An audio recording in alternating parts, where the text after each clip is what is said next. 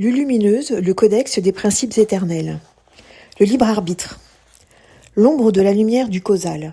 Ce que l'humain appelle libre arbitre est une conséquence de la loi. Il naît de la distance vibratoire entre la conscience de l'âme et celle de la personnalité. Tant que l'être ne perçoit pas clairement la mémoire de son corps causal, le plan ou les causes sont déjà semés. Il se croit libre de choisir. Mais en vérité, il marche au milieu de ses propres semences, sans en connaître les racines. Le libre arbitre est l'espace de brouillard entre le plan de la sagesse et le plan de l'expérience. Lorsque la lumière du corps causal commence à pénétrer la personnalité, la liberté change de nature en devenant participation consciente à la volonté divine. L'humain incarné ne choisit plus contre ou pour, il agit avec. L'illusion sacrée du choix. Le libre arbitre est une illusion initiatique nécessaire.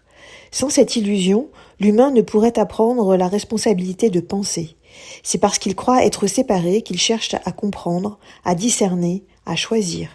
Le libre arbitre est avant tout une école par laquelle la conscience affine son discernement.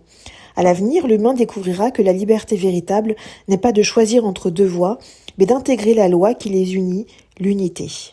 La pensée cessera de s'opposer, elle s'inclinera pour devenir transparente à la sagesse, le rayonnement de l'esprit. Du libre arbitre à la liberté de l'esprit. Tant que l'homme pense depuis la périphérie de son être, il croit que sa liberté consiste à décider.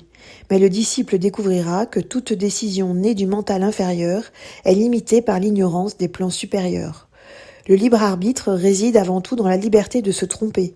C'est le temps accordé à l'âme pour apprendre à reconnaître la voix de l'esprit.